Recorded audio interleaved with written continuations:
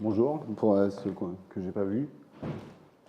Finalement, on lance un produit, mais on lance un produit d'une histoire qui, pour nous, a commencé finalement en 2002, lorsqu'on mettait nos premières cartes réseau dans les premiers processeurs. Heureusement pour nous, on allait passer pour des dinosaures, il y a eu des gens qui avaient travaillé avant.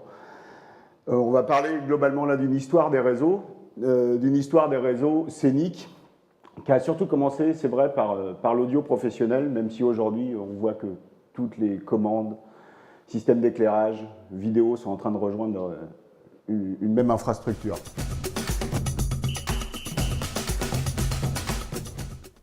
Il y a eu un réseau, il y en a plein, des protocoles. On va en citer quelques-uns, parce que c'est dur de tous les éliminer. On va prendre ceux qui ont marqué l'histoire, et ceux qui ont varié dans leur philosophie, parce que finalement, c'est comme ça qu'on retrace un peu les choses.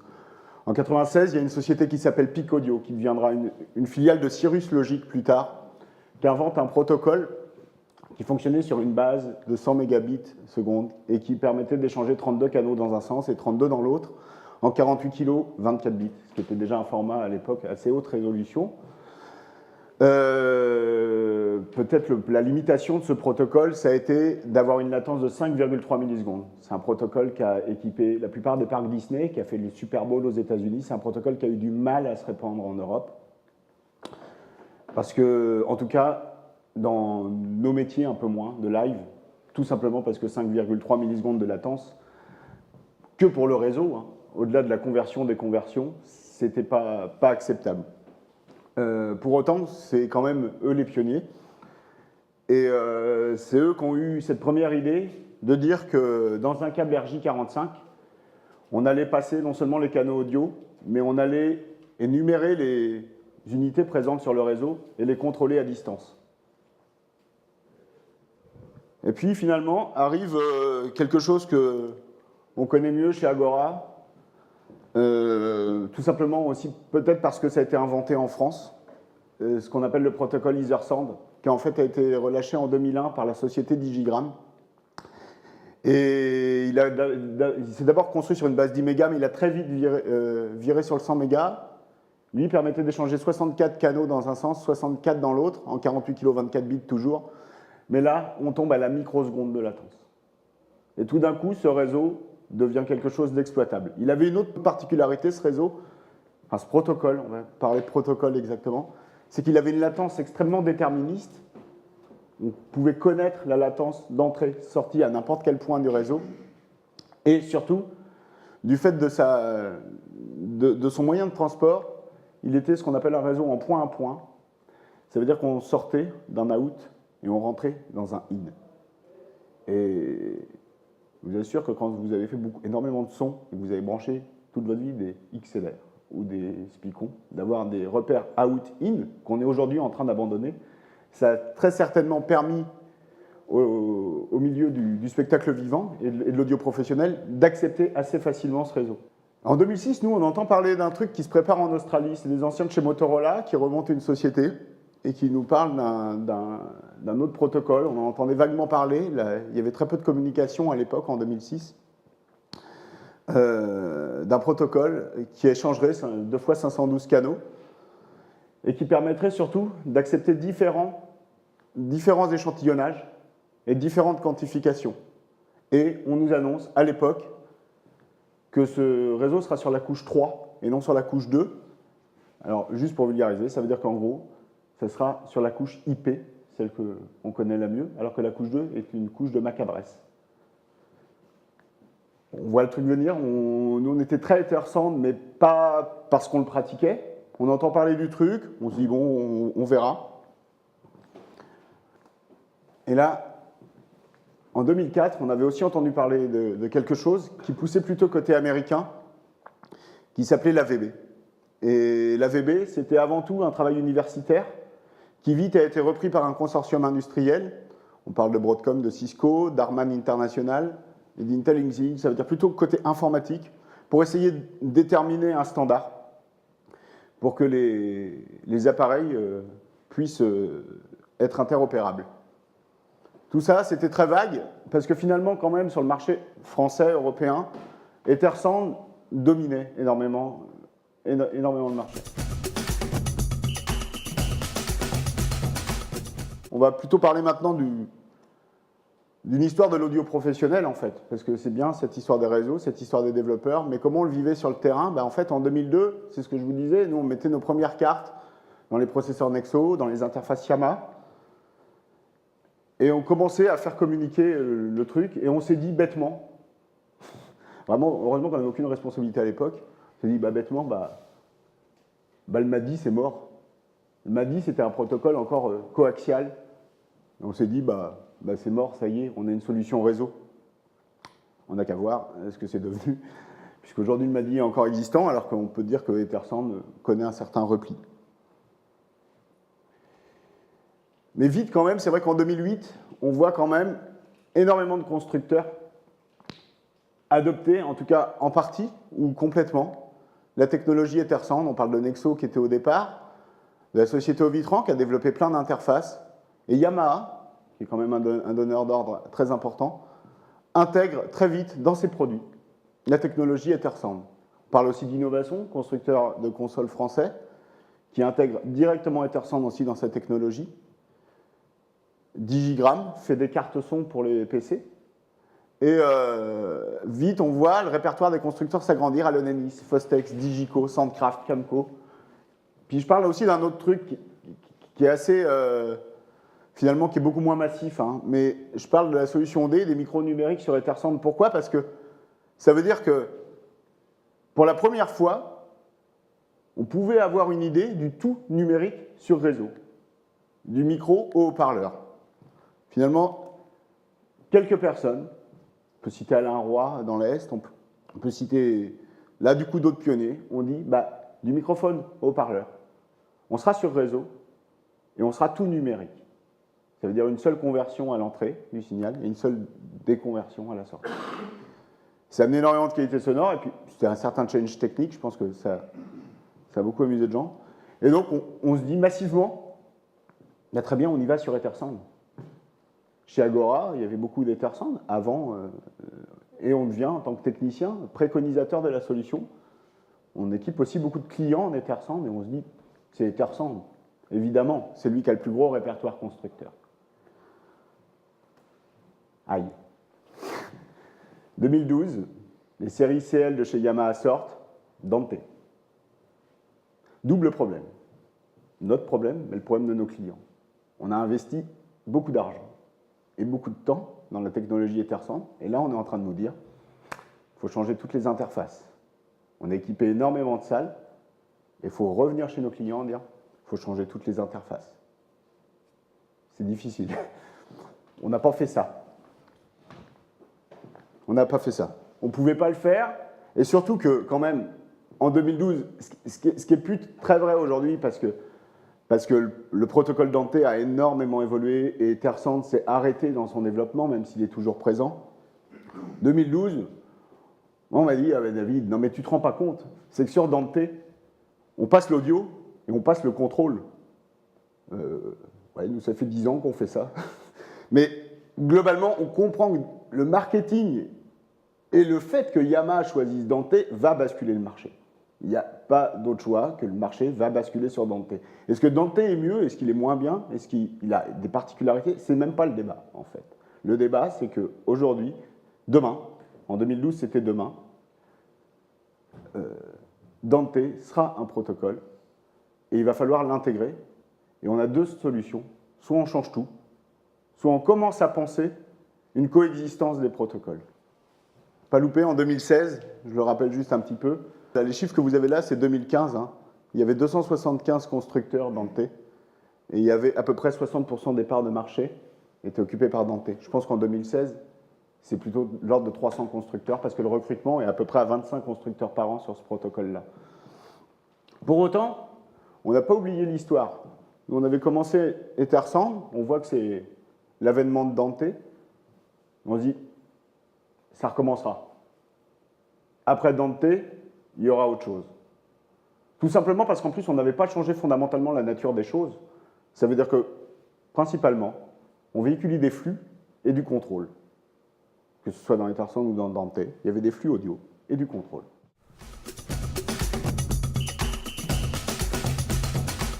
En 2010, on voit LC Network, qui est une start-up qui a été montée par le groupe Lao, proposer encore un nouveau protocole qui s'appelle Ravenna. Et tout le monde dit, ouais, Ravenna, système Lao, dans le monde Lao, ça ne bougera pas. Seulement à LC Network, ils ont fait énormément de boulot.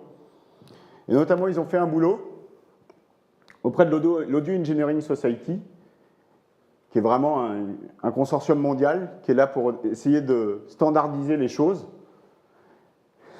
Et en 2013, puis il y a eu des révisions en 2014 et 2015, parce que le but du jeu était que tout le monde tombe d'accord, sort la norme AES 67, du numéro 67, juste c'est pour ça qu'elle s'appelle comme ça, c'est la 67e. Et le but du jeu, c'est de faire un standard des audios over IP, c'est-à-dire de la logique, de transporter de l'audio et du contrôle sur couche IP.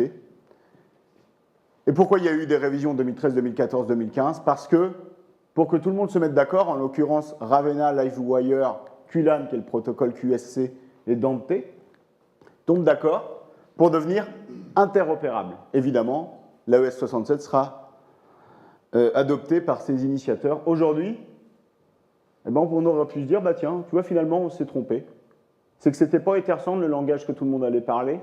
C'est l'AES 67. La preuve, il y a un AES 67 et tout le monde est en train de rejoindre. Vu que les protocoles vont devenir interopérables, il y aura un seul langage. Ouais. Problème.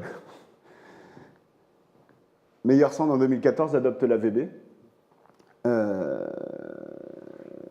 on se dit, oui, c'est Meilleursound, c'est pour le processeur Dimitri. Ils ont fait un choix un peu ésotérique. Très bien. Oui. Allez, je vous les mets en rafale. Avid sort sa console. AVB native. L acoustique annonce son LA12X en AVB ready. En à peine 3 ans, un protocole qu'on pensait être resté dans les universités est en train de réapparaître complètement sur le marché. Il se passe exactement ce qui s'est passé à l'époque d'Ethersound. Exactement le principe.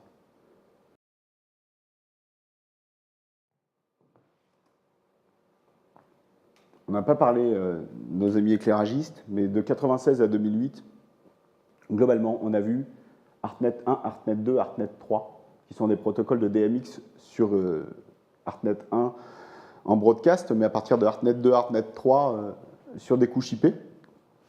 Et évidemment, ArtNet étant plutôt un standard ouvert, MA Lighting ont décidé de sortir le MANet pour gérer leur protocole de manière propriétaire. Et Woolog, notre fabricant de consoles, a sorti le Hognet. Il y en aura d'autres. Tranquillisez-vous, il y en aura d'autres. Ce qu'on voit aussi apparaître clairement, c'est une généralisation des protocoles IP pour le contrôle. Là, on va parler de l'ensemble des... On peut citer le LANet pour l'acoustique, etc., etc. C'est toujours du standard TCP/IP pour prendre à distance le contrôle sur son appareil. Alors, ça devient un peu le bazar là, dans cette histoire. On en est rendu à 5 cartes réseau sur les... Très franchement, on a fait des OP, 4 à 5 cartes réseau sur les ordis. Des paquets de tuyaux comme ça, de multipair RJ45 comme ça, et des problématiques de gestion des IP qui étaient complètement dingues.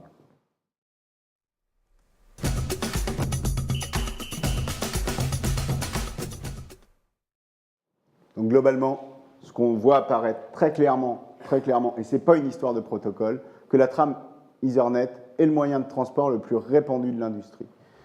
Il reste AES 50 et AES 10, le MADI, on en a parlé tout à l'heure, qui ne sont pas compilés à cette norme-là, mais c'est les deux derniers protocoles qui ne sont pas sur couche Ethernet. Par contre, globalement, ce qu'on voit, c'est que ce qu'on appelle les infrastructures IT, pour Internet Technologies, deviennent clairement le moyen de transport le plus répandu de l'industrie du spectacle. Et ce n'est pas un hasard. C'est pas un hasard. On arrive après. On est un marché de conséquences. On hérite d'une technologie qui s'est développée pour vous amener Internet chez vous. Nous, derrière, on ne fait que banaliser cette technologie et la réintégrer pour l'appliquer à nos métiers. Évidemment, l'ensemble des fabricants préféreront toujours récupérer des technologies et les intégrer que de repartir de zéro dans leur développement. Et là, je pense que ça y est, on peut le dire. On ne peut pas baser un standard sur une langue. On peut dire que le langage est un standard. Le langage, comme je vous parle, on peut dire que c'est un standard de communication. La langue qu'on utilise, elle va subir énormément de variations, de toute façon.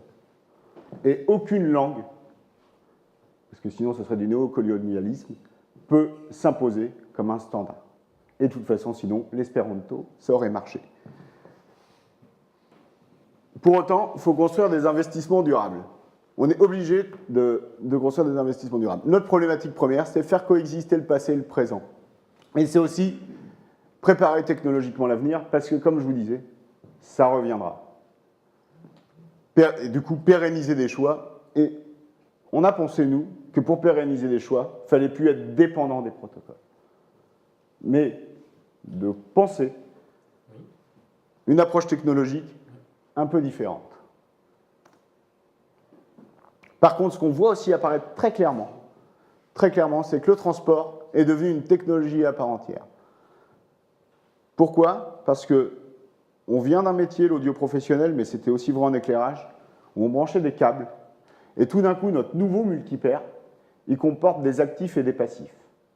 Et un technicien son, lumière, vidéo, va avoir besoin demain de gérer son multipaire, chose qu'il ne faisait absolument pas avant, de l'administrer, mais à partir du moment où on a des actifs sur le multipaire, de les contrôler.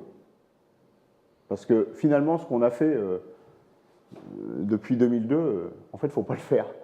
D'avoir des actifs qui sont sur une installation et dont on n'a aucun contrôle, dont on ne sait pas ce qui se passe dans l'actif, on ne le penserait pas pour un amplificateur, on l'accepte pour un switcher. Pour autant, il va falloir que les techniciens son restent des techniciens son, que les techniciens lumière restent des techniciens lumière. Il va quand même falloir leur faire manager une partie d'IT ou de gestion des réseaux.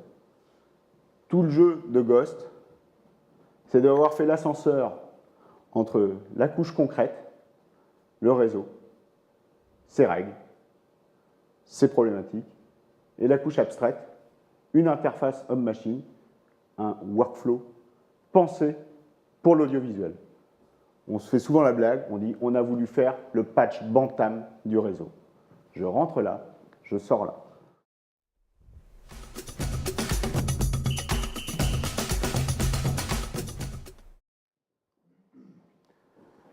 Et puis après, et pour nous-mêmes et pour nos clients, on s'est dit pour pérenniser des choix, il nous faut une stratégie. D'abord, notre première stratégie, c'est un réseau sera hybride. Hybride parce qu'il aura plusieurs protocoles, mais aussi parce que c'est bien de les transporter côte à côte. C'est super. Mais il faut aussi qu'on puisse passer d'un protocole à l'autre. Alors là-dessus, il y avait déjà des technologies coexistantes. On peut vraiment citer, pour plein de raisons d'ailleurs, la société Ovitran, qui ont fait un boulot assez extraordinaire là-dessus, et en plus, qui nous ont ouvert beaucoup de portes sur notre compréhension des phénomènes. Et très certainement, une grande partie de Ghost leur est due. Parce qu'en nous ouvrant des portes, eh ben, on les a empruntées. Et un système de transport modulaire. Et ce qu'on voulait dire par modulaire, ça veut dire que notre système de transport, il doit être dédié au spectacle. Il doit être multiprotocolaire. Il doit être convergent. Et il doit être intuitif pour le technicien. C'était vraiment les 4 axes de notre cahier des charges. Avant de commencer. Ça, c'est vraiment les bases de cette logique-là, de dire il y a un problème et on doit s'attacher à ces 4 aspects. Là, on est en 2012. 2 modèles, totalement coexistants dans la même topologie. Un système dédié, c'est d'abord une connectique métier. À l'avant, 8 user ports sur lesquels vous allez pouvoir brancher des unités terminales. À l'arrière, 4 user ports. Connectique Ethercon RJ45. La seule différence entre le Ghost 1 et le Ghost 2, c'est uniquement la vitesse de ces ports de transmission, où l'un est resté dans le 10-100 mégas, alors que l'autre ira au gigabit. Pour autant, à l'avant, ici, il y a ce qu'on appelle les transmit ports. Les transmit ports, ils sont là pour interconnecter vos unités Ghost. Eux sont tout le temps en gigabit. 2 ports optiques, en single mode ou en multimode, en optical con. Donc pareil, logique métier. Et toujours au gigabit, 2 autres transmit ports.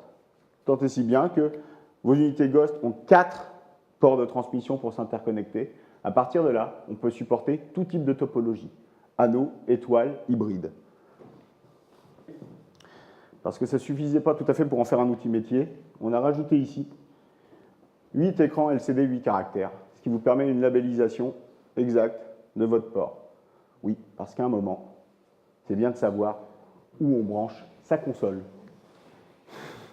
Parce que c'est de ça dont on a besoin. Et un port de contrôle dédié à l'arrière de la machine, ici, sur lequel vous viendrez connecter votre ordinateur et exploiter un logiciel dédié qui s'appelle Ghost Manager. Finalement, on vient de là. La console lumière, la console son, et puis des unités. Topologie point à point. Entre la grand mât et son NPU, vous êtes sur une logique TCP/IP. Entre la grand mât et son node, ArtNet, vous êtes sur une logique ArtNet. Et puis votre console, eh ben, elle est reliée par exemple à des unités en Dante et puis des unités en Ethersound. 2 protocoles, 2 câbles. Vous multipliez le nombre d'unités, vous multipliez le nombre de câbles. Nécessairement. Vous multipliez le nombre d'actifs, vous multipliez le nombre de liens. Ce qu'on pourrait appeler une topologie point à point. Nous, on a pensé une topologie convergente. Les 3 unités Ghost sont reliées dans une topologie en anneau.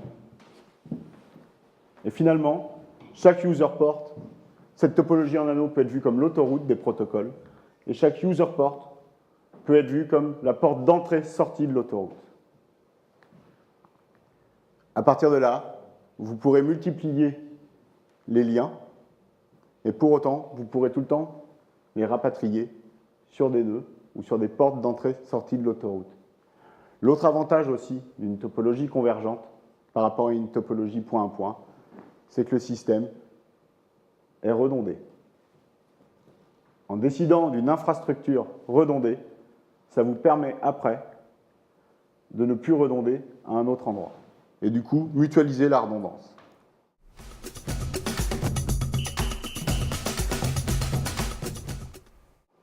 On va parler de Ghost Manager, et très vite on va passer sur la démo. Il s'agit d'un logiciel qui a été fait pour Windows, de XP à 10, en 32 ou en 64 bits, sans pilote. Ça, on y tient parce que on pouvait faire un outil simple, puis après on pouvait galérer à l'installer. On n'est pas... Allô, je comprends pas, ça s'installe pas. Ah, mais c'est le pilote. Ah, parce que tu es en 64 bits. Définition du contrôle par IP statique. Autre point important. Pas de DHCP. Alors, encore une fois, on est très certainement des dinosaures. On verra. 2 écrans principaux, le framework et l'interface window. On va voir un tout petit peu après, juste après, on bascule sur le Ghost Manager. Un mode en ligne et offline, hors ligne, et un processus de travail compatible et parfaitement admis par les logiques audiovisuelles. Vous patchez le système Ghost, comme vous patchez votre console.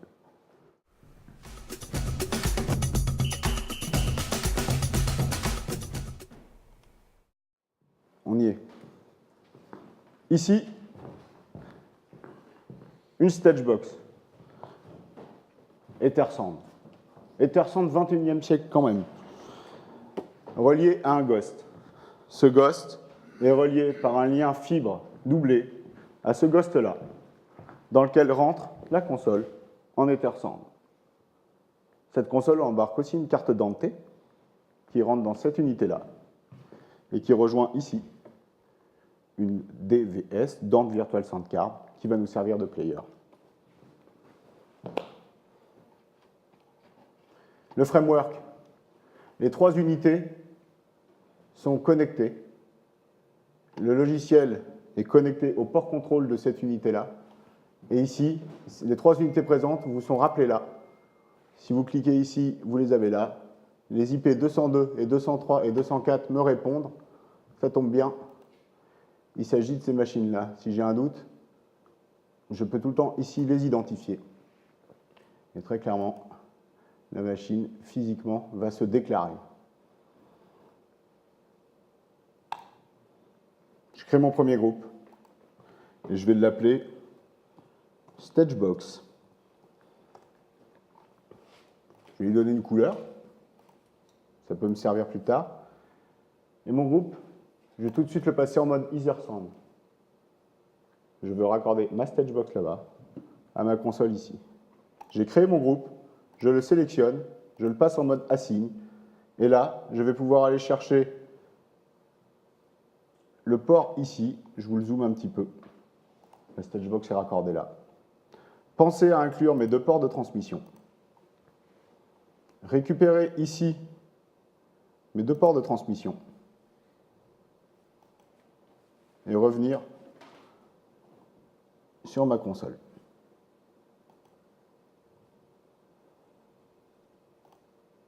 Puis ici, je vais créer mon groupe playback.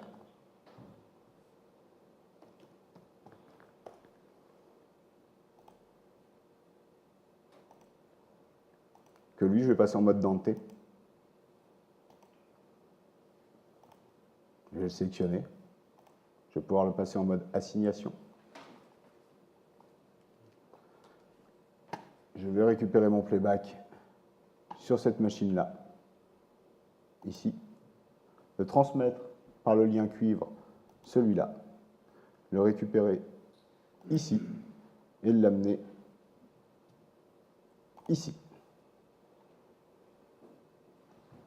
Le groupe 1, le groupe 2.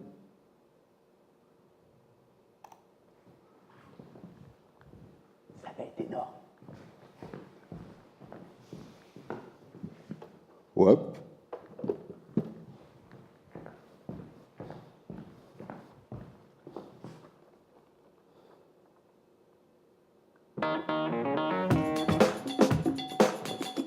OK. Je viens de construire le réseau.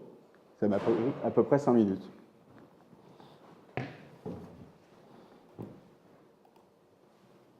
Éventuellement, je peux sauver ma session.